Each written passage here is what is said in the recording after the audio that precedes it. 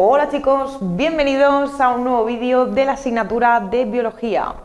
En este vídeo vamos a repasar todo el segundo trimestre. Vamos a empezar por la parte de metabolismo, seguido de genética mendeliana y terminando por genética molecular con la parte también de las mutaciones. Así que bueno, pues vídeo muy importante para poner a prueba tus conocimientos. Lo ideal sería que fueras parando el vídeo en cada parte de este mega ejercicio que vamos a hacer y bueno, pues vayas viendo si sabrías responder a todas esas preguntas. En la parte de metabolismo vamos a simplificar los esquemas más importantes de los procesos que hemos visto. Luego más adelante en la parte de genética vamos a hacer dos ejercicios que son pues un poquillo más complejos para ver qué tal llevamos esa parte y por último vamos a acabar resumiendo en un esquema toda la parte de genética molecular que hemos visto para que nos sea más sencillo el estudio y tengamos en mente todas las cosas importantes. Así que bueno, pues empezamos. Tenemos el mega ejercicio colgado en el aula virtual y bueno, pues en la parte de metabolismo, la primera, tenemos dos cuestiones. La primera es indicar detalladamente las fases de degradación de una molécula de glucosa en condiciones aeróbicas y condiciones anaeróbicas, indicando reactivos, productos, balance neto de energía y localización de cada proceso. Así que bueno, pues vamos a hacer un esquema que incluya toda esa información y nos vemos en un segundo. Bien, aquí lo tenemos al completo. Vamos a repasar rápidamente cuáles eran estas rutas catabólicas que podía llevar a cabo la glucosa para degradarse. Partimos de nuestra glucosa, que está aquí colocada, ¿vale? Y el primer paso que se daba es la glucólisis, independientemente de que estemos en situaciones de déficit de oxígeno, anaeróbicas, o en situación donde haya suficiente oxígeno, aeróbica. Entonces, bueno, pues llevamos a cabo la glucólisis, los procesos los hemos puesto aquí en negro en el examen, en el esquema, aquí los tenemos en negro, ¿vale? Productos y energía que obtenemos en azul y luego la localización en verde. Vale, bueno, pues productos que obtenemos, dos moléculas de piruvato o dos ácidos pirúvicos, dos moléculas de poder reductor y otras dos moléculas de ATP. Vale, partimos entonces de estos dos piruvatos que hemos obtenido y aquí sí va a depender de si estamos en condiciones aeróbicas o anaeróbicas. Si hay un déficit de oxígeno o no hay oxígeno en el medio, se va a dar una degradación parcial. Por lo tanto, pasamos de dos piruvatos que van a sufrir el proceso de fermentación. El proceso de fermentación tiene lugar en el citosol, así que si aquí has puesto citosol también, pues apúntate otro punto, ¿vale? Perfecto. Y tendríamos pues dos tipos de fermentación. En el caso de que se dé la fermentación láctica, el producto son dos lactatos y ya está, no se genera energía. De hecho, gastamos estos dos poderes reductores que hemos obtenido, ¿vale? En la fase anterior y por tanto el balance energético de toda esta ruta de fermentación láctica, ¿vale? Desde el inicio hasta aquí, la ganancia neta de ATP que tenemos son 2 ATPs que se han obtenido en la primera etapa, en la glucólisis, más en concreto por fosforilación a nivel de sustrato. Vale. Bueno, estos dos lactatos tienen 3 carbonos, igual que el piruvato, ¿vale? Así que eso es importante saberlo para luego diferenciar con la alcohólica. En el caso de la alcohólica seguimos el mismo transcurso. Primero sucede la glucólisis, obtenemos nuestras dos moléculas de piruvato y esos piruvatos en condiciones anaeróbicas llevan a cabo fermentación que sigue sucediendo en el citosol de la célula y los productos que obtenemos son dos moléculas de etanol, que aquí hemos perdido un carbono, ¿vale? Pasamos aquí de 3 carbonos orgánicos a 2 carbonos orgánicos en el etanol. Por lo tanto, recordad que obtenemos dos productos, dos moléculas de etanol y dos moléculas de CO2. Vale, nos vamos al otro proceso, en el caso de que estemos en condiciones aeróbicas, hay suficiente oxígeno en el medio, la degradación por tanto va a ser máxima y vamos a obtener muchísima mayor cantidad de energía. Vale, el primer proceso que tiene lugar de igual forma es la glucólisis, ¿vale? Y ahora ya partimos de nuestros 2 piruvatos. Todos los productos que hemos puesto aquí, ¿vale?, están para 2 moléculas de piruvato. Pasaríamos entonces al proceso de respiración celular, proceso que va a tener lugar íntegramente en la mitocondria, ¿vale?, y que compone 3 pasos. Normalmente ponemos que la respiración celular es ciclo de Krebs y cadena transportadora de electrones porque se supone que antes de entrar en el ciclo de Krebs nuestro piruvato tiene que sufrir esta descarboxilación, ¿vale? Si no, no puede entrar en una ruta donde el reactivo que lo comienza es el acetil-CoA. Entonces, bueno, también que sepáis que esa descarboxilación a veces la damos por hecho que está incluida, ¿vale?, antes de darse el ciclo de Krebs. Bueno, pues lo primero se descarboxila, por lo tanto, pues de 2 piruvatos obtenemos los 2 acetiles-CoA que van a comenzar el ciclo de Krebs. También obtenemos los 2 CO2 de la descarboxilación de estos piruvatos y 2 moléculas de poder reductor, una de la descarboxilación de cada uno.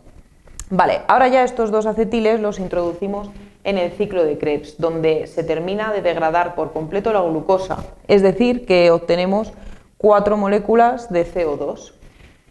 Además también obtenemos 2 moléculas de GTP, 6 moléculas de poder reductor NADH y 2 de FADH2.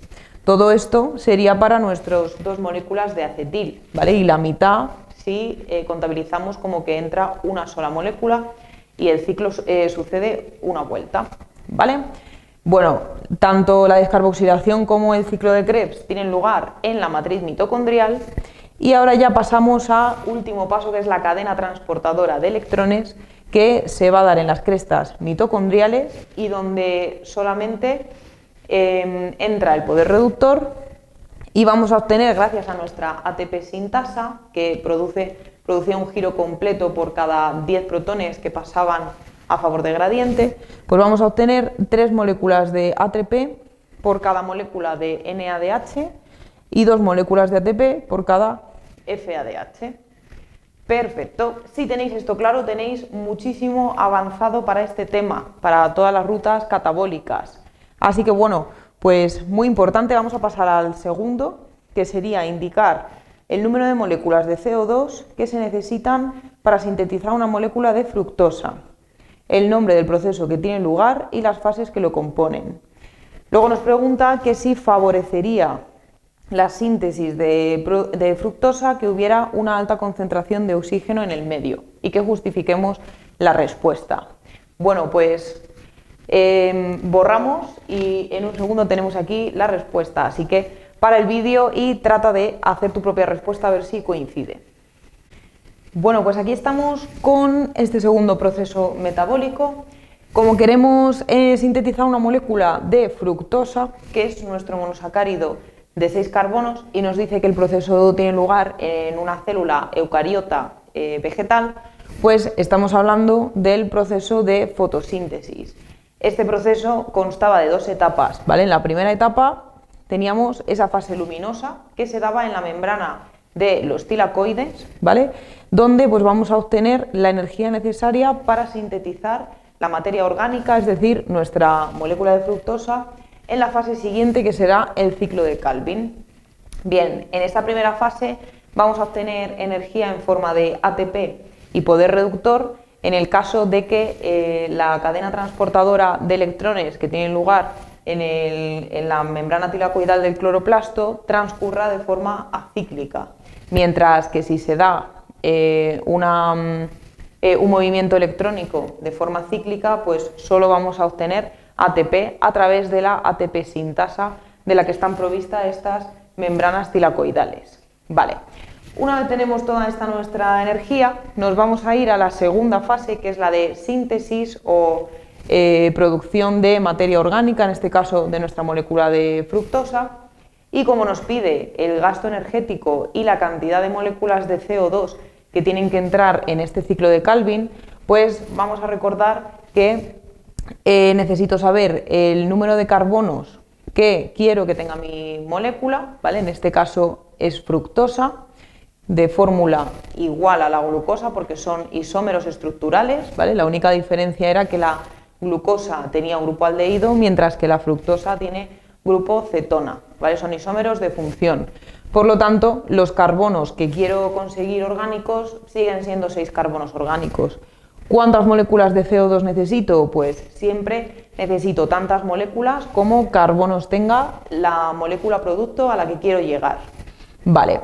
Luego, la cantidad de poder reductor que necesito siempre es el doble que las moléculas de carbono que he necesitado, ¿vale? Entonces, como necesito 6 moléculas de carbono inorgánico, de CO2, pues voy a necesitar 12 moléculas de poder reductor. Aquí he puesto por 2, ¿vale? Referido al número de moléculas de CO2 que necesitemos para cualquier producto, ¿vale? ¿Y cuánto ATP necesito? Pues por 3, ¿vale? 3 veces el número de carbonos. Por lo tanto, aquí necesitamos 18 moléculas de ATP, ¿vale? Y ahora que sabemos todo esto, pues ponemos los productos a los que va a dar lugar. El CO2 va a servir para formar una molécula de carbonos orgánicos, de 6 carbonos orgánicos, que es nuestra fructosa. Luego, por otro lado, como se va a gastar este poder reductor, vamos a obtener 12 formas oxidadas, ¿vale? NADP+. Y por último, estos ATP se van a romper liberando ese grupo fosfato final y por tanto pues me van a formar 18 moléculas de ADP, de adinosindifosfato, y los 18 fosfatos libres, ¿vale? Hasta ahí lo tendríamos. Nos pregunta también por qué etapas tiene lugar la formación de esta fructosa. Entonces, las 3 etapas del ciclo de Calvin, fundamental recordarlas, tanto el nombre como saber describir brevemente lo que sucede en cada una. Pues tendríamos la primera, que es la fijación del carbono. Fijar carbono significa coger una forma de carbono inorgánico, que es nuestra molécula de CO2, y añadirla a otra molécula para aumentar el número de carbonos orgánicos. Por lo tanto, pues lo que ocurre en esta primera fase es que la ribulosa 1,5-bisfosfato, molécula muy importante, saber esta, que es la que el reactivo principal de esta primera fase del ciclo de Calvin, ¿vale? Se va a unir con nuestro CO2 y entonces, bueno, pues necesitamos la acción de la enzima rubisco, también esencial saber en qué etapa aparece la rubisco y en qué proceso metabólico, lógicamente, ¿vale? Se van a unir y entonces vamos a pasar de 5 carbonos orgánicos que teníamos en la ribulosa a 6 carbonos orgánicos. En vez de tener una molécula con 6 carbonos orgánicos, lo que se forma son 2 moléculas de 3-fosfoglicerato, ¿vale? Bueno, segunda fase, tenemos una reducción. Una reacción de reducción en biología habíamos dicho que eran cualquier reacción donde perdamos enlaces con oxígenos, ¿vale? Bueno, además de otras cosas que también habíamos dicho, como por ejemplo ganar enlaces con hidrógenos, etcétera. Pero bueno, aquí lo que se va a dar es precisamente esa pérdida de enlaces con oxígenos. Entonces tenemos nuestro 3-fosfoglicerato, ¿vale? Que, como os he indicado aquí, es una molécula que tiene un grupo éster por su terminación en ato. El grupo éster es este grupo, ¿vale? Aquí tendríamos el resto de la cadena, aquí tenemos un oxígeno. Conclusión, ¿cuántos enlaces con oxígenos tiene este carbono? Pues doble enlace, que contabiliza como doblemente unido a oxígeno, y otro enlace más, ¿vale? La reacción de reducción que va a tener lugar es pasar a grupo aldehído, un grupo que tiene un enlace menos con oxígeno. Por lo tanto, se está dando una reacción de reducción de nuestro sustrato, ¿vale? El grupo aldehído tiene simplemente doble enlace con oxígeno, pero hemos perdido este tercer enlace, ¿vale? Por lo tanto, tenemos un sustrato más reducido. Perfecto. Y una vez ya tenemos nuestras moléculas de gliceraldehído 3-fosfato, estas son las que continúan en la siguiente etapa, que es la regeneración de la ribulosa 1,5-bisfosfato. Esta regeneración pues hace que de cada 6 moléculas de gliceraldehído que hemos conseguido en la etapa anterior, de cada 6, solo una nos sirve para formar nuestra molécula orgánica, ¿vale? O sea, nuestra fructosa en este caso, ¿vale? Y claro, lo que tenemos en esta etapa es que se va a regenerar la ribulosa de la que partíamos. Entonces, claro, necesitamos 5 gliceraldehídos, ¿vale? Que son los que van a dar lugar a moléculas de ribulosa. Bueno, en concreto aquí hemos puesto como que se forma una, pero en realidad se forman más, ¿vale? Como cada gliceraldehído 3-fosfato tiene 3 carbonos, aquí tenemos un total de 15 carbonos orgánicos y como la ribulosa tenía 5 carbonos, que la habíamos visto en el tema de glúcidos de interés, glúcidos importantes, claro, pues como esto tiene 3 carbonos, 15 carbonos orgánicos. Como esta tiene 5, ¿cuántas ribulosas voy a formar? Pues se van a regenerar 3 moléculas de ribulosa 1,5-bisfosfato, ¿vale? Y con esto lo tendríamos al completo. Nos sirve para cualquier monosacárido, ¿vale? Que queramos sintetizar y luego pues adaptamos los números que hemos puesto en los coeficientes y ya lo tendríamos, ¿vale? Por último, nos pregunta que si en el caso de que haya una alta concentración de oxígeno en el medio, que si voy a favorecer la síntesis de mi fructosa. La respuesta es que no, porque teníamos la acción de la rubisco, que es la enzima encargada de fijar este CO2. Pero además esta enzima rubisco, además de fijar ese CO2, también puede fijar el oxígeno, ¿vale? Llevando a cabo otro proceso distinto, que sería la fotorrespiración. Y como es lo contrario a la fijación de carbonos orgánicos, que es lo que nos interesa, pues claro, cuanto más oxígeno haya, más fotorrespiración se va a dar y menos fijación de carbonos orgánicos. Entonces, no necesitamos que haya una excesiva cantidad de oxígeno en el medio, ¿vale? Porque va a contrarrestarnos la formación de nuestra molécula orgánica, que es lo que nos interesa, ¿vale? Así que bueno, pues hasta aquí tenemos toda esta parte. Vamos a pasar a genética mendeliana. Bien, estamos aquí con el primer ejercicio de genética mendeliana propuesto, que nos dice que el albinismo está determinado por un gen recesivo ligado a un autosoma. Vale, con esa información sabemos que como es un gen recesivo autosómico, significa que no está situado en los cromosomas sexuales, sino en cualquier otro, ¿vale? Por lo tanto, no tenemos que utilizar X e Y, sino que cogemos y lo llamamos A y A grande, ¿vale? Segundo paso, como nos dice que es recesivo, pues a la A pequeña va a ser portador del albinismo, ¿vale? Mientras que la A grande va a ser normal, ¿vale? Luego tenemos, además, que la hemofilia es una enfermedad hereditaria controlada por un gen recesivo ligado al cromosoma X.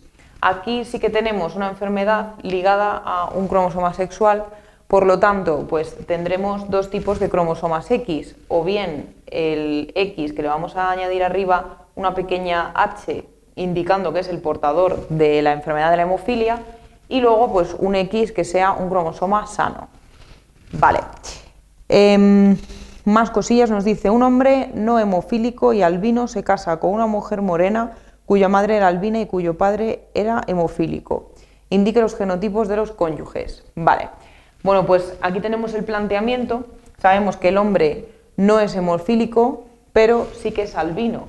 Por lo tanto, pues su genotipo tiene que ser no hemofílico, pues como es un hombre tendrá X e Y, ¿vale?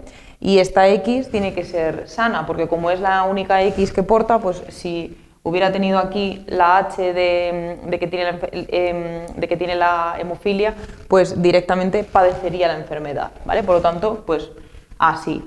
Y luego nos dice que sí que es albino. Para ser albino, como hemos dicho que es recesivo, necesita tener las dos As pequeñas, ¿vale? Y ya con esto tenemos el genotipo del señor.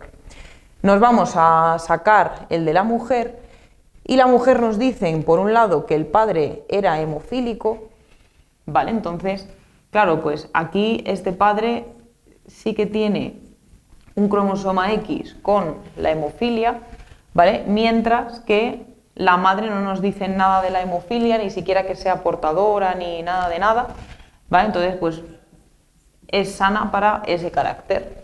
Bien, claro, la cosa es que como la hija tiene que adquirir pues, uno de los cromosomas X procedente de la madre y otro del padre, y la única opción es que sea ese que tiene la enfermedad de la hemofilia, pues la hija ya automáticamente tiene que ser portadora, ¿vale? No va a padecer la enfermedad porque nos dice que es un gen recesivo, entonces, claro, pues si tiene uno sano, prevalece el sano. Y luego, por otro lado, nos dice que la madre era albina, ¿vale? Mientras que del padre no nos indica nada, ni que sea portador ni nada.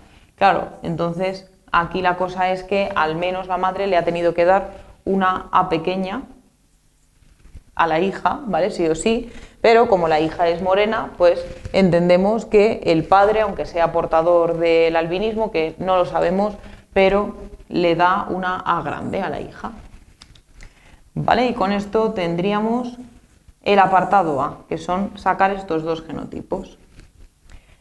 Vale, nos vamos al apartado B, donde nos pide que indiquemos las proporciones genotípicas y fenotípicas de su descendencia. Bueno, pues tenemos que realizar el cruce, ¿vale?, entre estos dos individuos y sacamos pues todas las posibilidades que puede haber. Vamos a hacer un cuadro para dejarlo más organizado. Entonces, bueno, pues posibilidad de gametos que puede producir este hombre. Pues los posibles gametos son o bien que sea el cromosoma X con una A pequeña o bien que sea cromosoma Y con una A pequeña, ¿vale? Mientras que en la mujer tenemos muchas más posibilidades.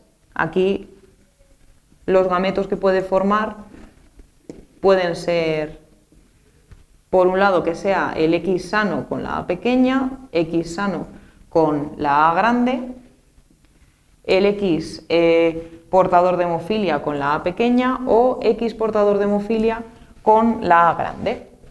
Hacemos un cuadro de Punnett para dejarlo mejor colocado, ¿vale?, toda esta información. Entonces vamos a poner aquí los gametos de la mujer, que serían estos cuatro, 1, 2, 3 y 4.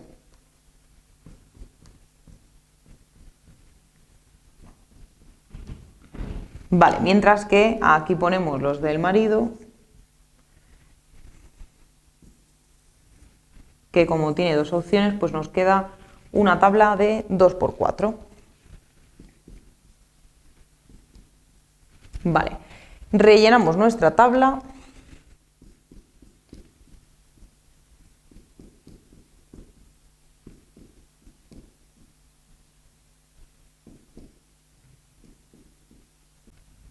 Bien, hemos rellenado el cuadro y hemos colocado un poco la información que hemos obtenido de él, ¿vale? Como nos piden tanto los porcentajes de los genotipos como de los fenotipos, pues una vez hecho el cuadro vemos que aquí arriba nos quedan todas las que son mujeres, XX, y abajo los hombres. En cuanto a los genotipos, ¿vale?, nos salen 4 genotipos diferentes para cada uno, ¿vale? 4 para mujeres y 4 para hombres. Entonces, el 25% correspondería a cada uno de los fenotipos porque son distintos entre sí, ¿vale? En cuanto a los fenotipos, aquí tenemos diferencias entre hombres y mujeres, porque en el caso de las mujeres que tienen el cromosoma X ligado a la hemofilia solo son portadoras. Por lo tanto, el 100% de las mujeres, tanto si son portadoras o no, son sanas, ninguna padece hemofilia, o sea que serían 100% de sanas. Y luego, dentro de que estén sanas, un 50% que tiene las dos As pequeñas va a ser albina y el otro 50% va a ser de pelo normal. Por lo tanto, pues resultado final sería que el 50% de las mujeres de la descendencia van a ser sanas y albinas y el otro 50% pues sanas y normales. Vale, en cuanto a los hombres, las proporciones de los genotipos coinciden con las de los fenotipos, ¿vale? Los hombres que tienen ese cromosoma X con hemofilia van a ser hemofílicos, en el caso de tener las dos A pequeña, hemofílico y albino, y en el caso de A grande A pequeña, hemofílico y normal. Y luego, pues los que tienen los cromosomas X e Y normales, pues van a ser sanos, no hemofílicos, y lo mismo, la mitad albinos y la otra mitad no albinos. ¿Vale? Con esto tendríamos todos estos, todos el apartado A y el B, nos queda todavía el C. En el C nos preguntan la probabilidad de que tenga 2 hijos varones hemofílicos y albinos. En este caso simplemente necesitamos calcular la probabilidad que hay de tener un hijo hemofílico y albino y multiplicarla de nuevo por la probabilidad de lo mismo, porque quieren tener 2 hijos, ¿vale? Que cada uno sea con esas características. Por lo tanto, vamos a poner aquí que la probabilidad de que sea un hijo albino y hemofílico es del, nos vamos aquí, hemofílico y albino, 25%. Vale, por lo tanto, la probabilidad para tener 2 hijos con esas características, pues será este 25% al cuadrado, multiplicado 2 veces. Que esto nos sale que tienen una probabilidad de 6,25% de que suceda esto, ¿vale? De que tengan 2 hijos y los 2 sean iguales. Y por último, apartado D, nos dice la probabilidad de que tengan un hijo sano normal y una hija sana normal. Bueno, pues hacemos lo mismo, pero multiplicando las probabilidades de que obtengan una hija sana normal, que en este caso era el 50%, y la probabilidad de que tengan un hijo sano y normal. La parejita y feliz, sin ninguna anomalía ni nada, ¿no? 25%. Bueno, pues la probabilidad total va a ser la multiplicación de ambas, ¿vale? Ese 50 por el 25%, que en este caso nos sale 0,125. Bueno, lo voy a hacer bien. A ver si va a ser que no. Exactamente, 0,125, que esto sería un 12,5% de posibilidades. Aquí tenemos el segundo ejercicio, que es este árbol genealógico, donde nos pide que en el siguiente árbol genealógico se muestran en negro los individuos de una familia que padecen una enfermedad. Sabiendo que los círculos representan a las mujeres y los cuadrados a los hombres, justifique si el gen es dominante o recesivo. Vale, para justificar esto, o bien podemos empezar a hacer un planteamiento y ver si nos cuadra para ese gen, o bien pues podemos buscar un cruce clave donde pues resolvamos directamente si puede o no ser dominante o recesivo.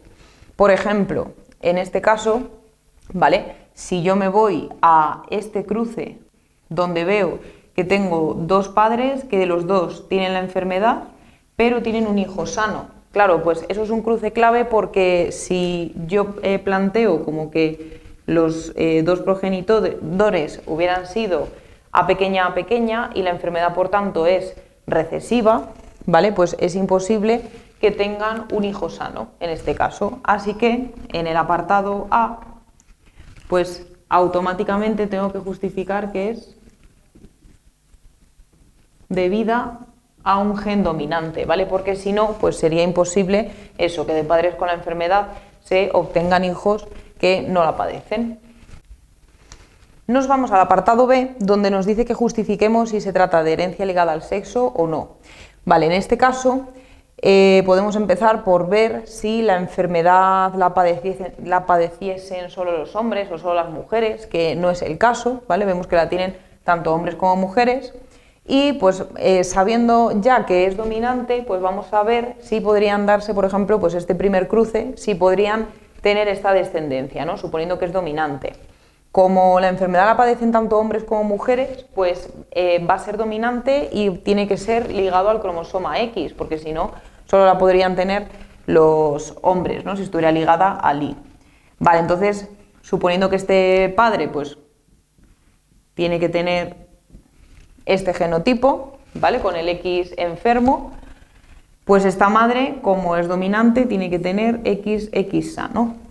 Entonces, claro, ¿qué pasa? Que como es dominante, es imposible que tengan aquí en esta descendencia una hija sana. Tendrían que ser todas las mujeres enfermas, ¿vale? Sí o sí, porque el padre solo les va a poder dar ese cromosoma X con la enfermedad y, por tanto, como es dominante, pues se va a manifestar la enfermedad en todas las mujeres, ¿vale? Y no es el caso. Por lo tanto, pues vamos a poner que en el apartado B sabemos que no es ligado al sexo, ¿vale? Porque todas las mujeres de la generación 2, ¿vale? Deberían tener la enfermedad.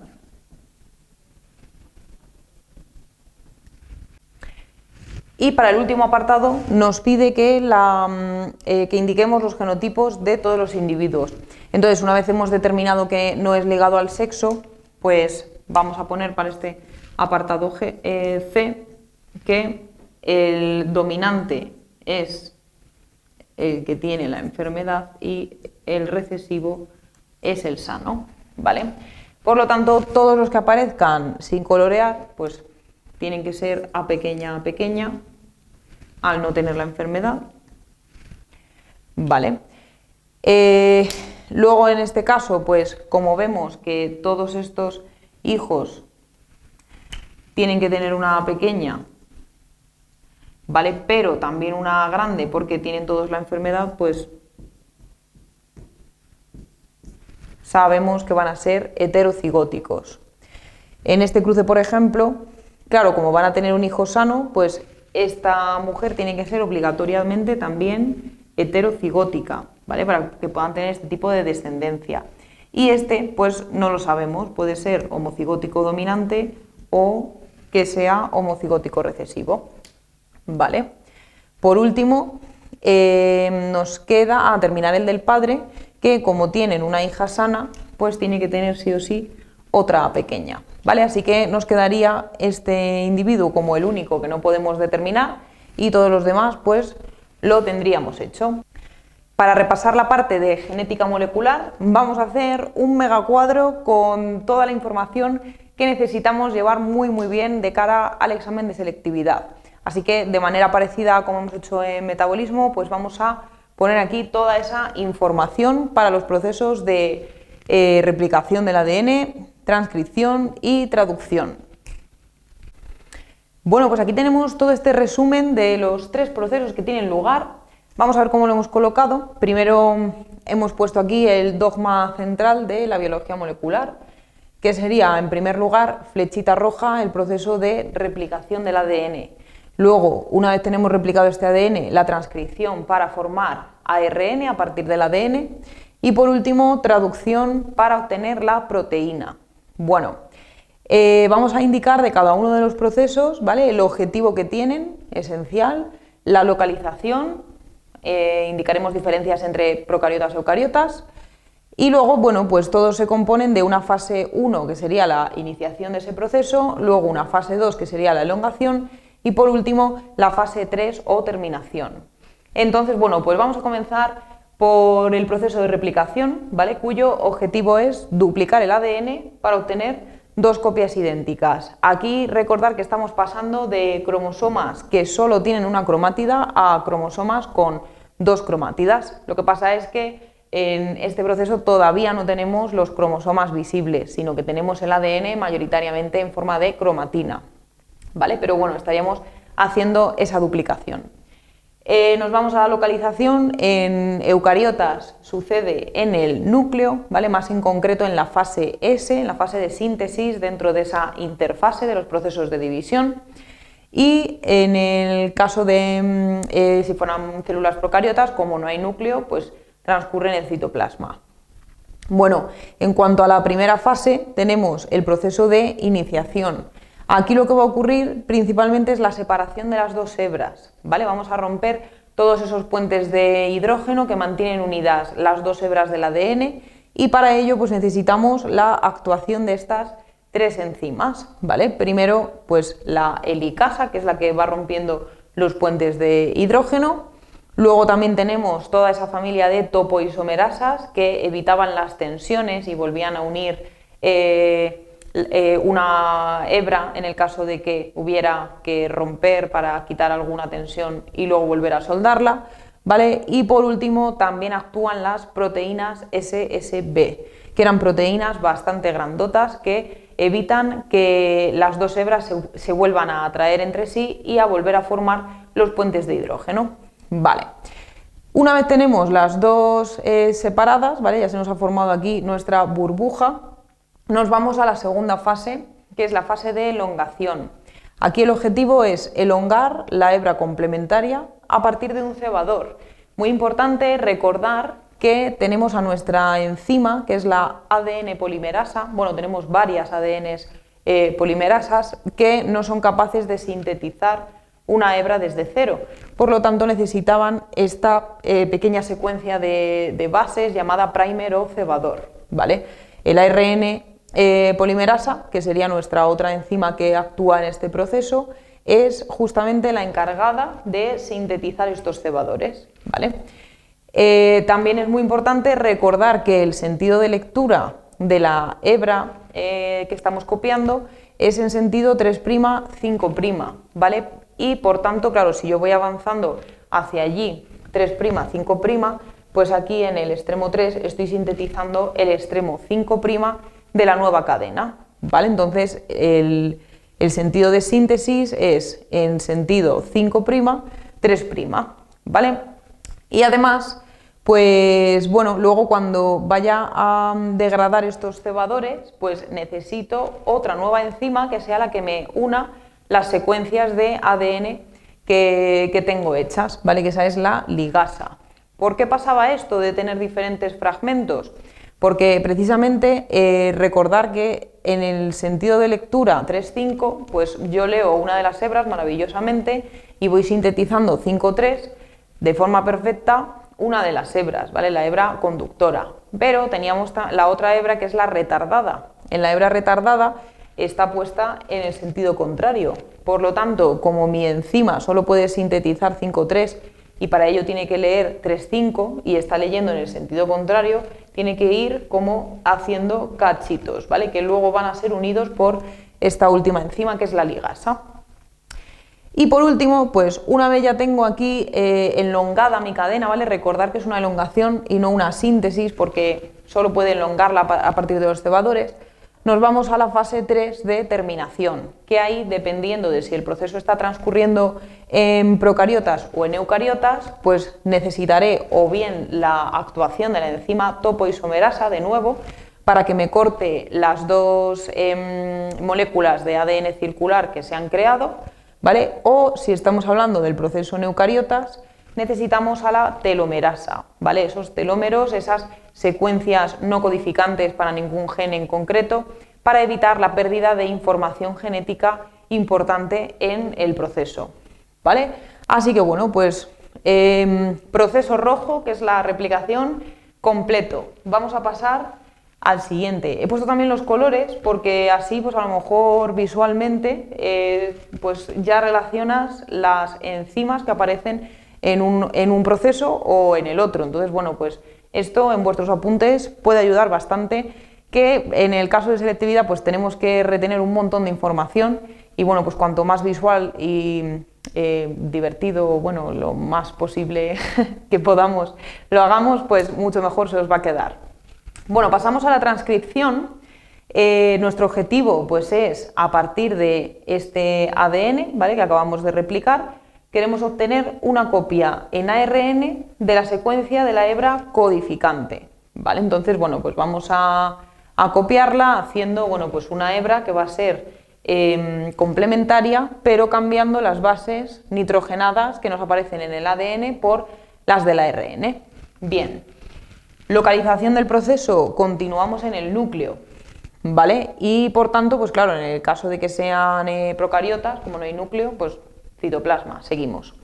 Bueno, en la primera fase, que es la de iniciación, yo lo que necesito es la unión al promotor, es decir, necesito que se reconozca ese lugar de empiece por el que tengo que empezar a sintetizar pues esta nueva hebra, ¿vale? Entonces, bueno, pues la ARN polimerasa es la que se encarga de buscar esa secuencia, de reconocerla y decir, vale, pues aquí me uno y por aquí tengo que comenzar. Luego, en la siguiente fase, en la elongación, ya empezamos a sintetizar esa cadena de ARN mensajero, ¿vale? A partir de nuestra hebra.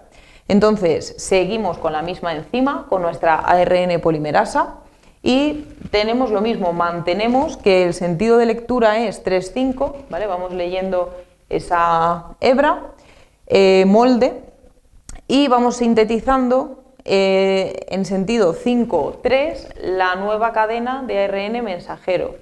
Claro, la que se lee es la hebra molde, que está dispuesta 3,5, ¿vale? Y mi objetivo era hacer una copia de la hebra codificante. Como la hebra codificante está puesta en sentido 5,3, claro, pues al estar añadiendo las bases complementarias de esta cadena hebra a molde, pues en realidad lo que estoy haciendo es una copia de la de arriba, que es la que está en sentido contrario, que es nuestra hebra codificante, ¿vale? Bien, bueno, pues vamos sintetizando, añadiendo los nucleótidos para sintetizar esta cadena de ARN mensajero. Y por último, pues igual que hemos reconocido una señal de unión al promotor para comenzar, pues el proceso termina cuando se reconoce una señal de terminación, ¿vale? Entonces ahí terminamos de haber sintetizado nuestra hebra y se añadían a esa hebra recién sintetizada, ¿vale? De ARN una caperuza, que era un 7-metil-GTP en el extremo 5, y en el extremo 3 añadimos una cola de poliadeninas, ¿vale? Y ya lo tenemos listo. Bueno, listo entre comillas porque antes de exportarse al citoplasma, que es donde va a tener lugar el proceso de traducción, tenía que sufrir una serie de procesos para madurar ese ARN mensajero, ¿vale? Aquí lo que hemos obtenido es un ARN primigenio, digamos que después de haber madurado, pues ya sí que es nuestro ARN mensajero final, que es el que va directo al proceso de traducción. Entonces, bueno, pues ya estamos aquí, ya tenemos nuestro ARN maduro, ya ha pasado la adolescencia, y entonces ahora vamos a traducirlo, vamos a ir leyendo esta secuencia de nucleótidos y vamos a formar, bueno, nosotros no, los ribosomas, van a formar una secuencia de aminoácidos, por lo que van a crear una proteína, ¿vale? Entonces, bueno, pues en este proceso nuestro objetivo es sintetizar una proteína a partir del ARN mensajero. Inicialmente lo que se va originando es un polipéptido, porque todavía no ha adquirido esa conformación final que le da la categoría y las funciones de proteína, ¿vale? Pero bueno, pues vamos añadiendo un aminoácido tras otro formando nuestra cadena. El proceso ahora, claro, ya tiene lugar en el citoplasma, por lo que tiene que ocurrir que se exporte este ARN mensajero desde el núcleo, que es donde se ha sintetizado en la etapa anterior, al citoplasma, ¿vale? O sea que ocurre la salida por uno de los poros nucleares. Y en el caso de que estuviéramos en procariotas, pues seguimos en el citoplasma, ¿no? Porque si no hay nada, si hay una célula peladilla, pues citoplasma, ¿no? Que es lo único que tenemos. Vale. Nos vamos a la fase 1, a la iniciación, y entonces lo primero que va a ocurrir es la formación del complejo iniciador. Esto es que nuestro ARN mensajero se va a unir a la subunidad menor del ribosoma, ¿vale? Y al primer ARN transferente, ¿vale? Que va a ser el que lleva ya el primer anticodón. Entonces, bueno, pues todo esto va buscando esa señal de inicio, ¿vale? Esa metionina en el caso de las eucariotas, y cuando lo encuentra ya sabe que por ahí tiene que empezar y se une a la subunidad grande del ribosoma. Bien, en la fase 2 tenemos la elongación. Muy importante que aquí cambia la película. Antes teníamos que el sentido de lectura era 3,5 y la síntesis 5,3, pero en la traducción cambia, ¿vale? Importante, ojo aquí, el sentido de lectura del ARN mensajero es 5,3, ¿vale? Y la adición de los aminoácidos va a ser en sentido 3,5, ¿vale? O sea, todo al contrario. Bien, Y bueno, pues vamos a ir poniendo nuestros aminoácidos, obteniendo nuestro polipéptido, hasta que en la tercera fase, que es la terminación, reconocemos la señal de stop, ¿vale? Una de las 3 posibles señales de stop que tenemos en nuestro código genético y que no codifican para ningún aminoácido más, sino que simplemente hacen que se libere nuestro polipéptido, ¿vale? Y ya tenemos ese polipéptido creado que posteriormente pues se va a adquirir su conformación secundaria, terciaria, cuaternaria en el caso de que la tenga, y va a formar ya finalmente una proteína con una función concreta. Por último, nos vamos al segundo ejercicio de genética molecular, que nos dice que uno de los factores que intervienen en la evolución de las especies son las mutaciones. Indica 2 formas de que se origine una mutación en una molécula de ADN y otros 2 factores que intervengan en la evolución de las especies. Bueno, lo primero, referido a las mutaciones, tenemos que hacer una diferenciación entre si estas mutaciones suceden de forma espontánea, que tenía que ver con algún error que haya en la molécula de ADN o algún error que se produzca en el proceso de replicación, ¿vale? Todos estos errores los intentan subsanar previamente las enzimas, pero pues si no los han subsanado, pues se crearía una copia errónea del ADN y por tanto tendría una mutación. Quizás puede ser perjudicial si interviene en el marco de lectura, ¿vale? Pero también puede ser un error que no tenga ninguna consecuencia, ¿no? En el caso de que ese triplete codifique para el mismo aminoácido. Entonces, bueno, ahí tenemos varias opciones. Y la otra opción es que sea una mutación inducida, que aquí es donde entran en juego los agentes mutagénicos. Podríamos citar pues, cualquier agente mutagénico biológico, como por ejemplo un virus, o agentes físicos como radiaciones o químicos como cualquier agente alquilante. Bueno, nos vamos a la segunda parte que nos dice factores que intervienen en la evolución. Nos dice que las mutaciones son uno de ellos, ¿vale? Lo hemos puesto aquí, y que indiquemos alguno más. Entonces, bueno, pues podemos indicar la recombinación genética que tiene lugar en el proceso de meiosis y que hace que exista esta variabilidad genética entre una misma especie o entre las distintas especies. Por otro lado, la selección natural, ¿vale? Que hace que sobreviva siempre el individuo que tiene pues, las características que mejor se adaptan al medio o la ley del más fuerte, ¿vale? Y por último, también podemos hacer un aislamiento reproductivo y obtener diversas especies. Por ejemplo, pues si yo tengo varios insectos, ¿vale? Y separo esa misma especie de insectos, pues tengo 6 y digo, bueno, pues 3 los voy a poner a vivir en este medio y estos 3 en el otro medio. Bueno, pues puede que se produzcan 2 especies diferentes si pasa suficiente tiempo y se adaptan cada uno a la nueva vida con las nuevas condiciones donde tienen que desarrollar su vida. Entonces ahí pues partíamos de una misma especie, pero también puede originar una variabilidad genética en base a que cada uno pues, va a adquirir unas cualidades que le permitan adaptarse al medio donde se desarrolla.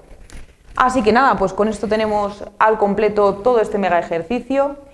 Me despido de vosotros y nos vemos en el próximo vídeo con más datos sobre biología. Hasta luego, chicos.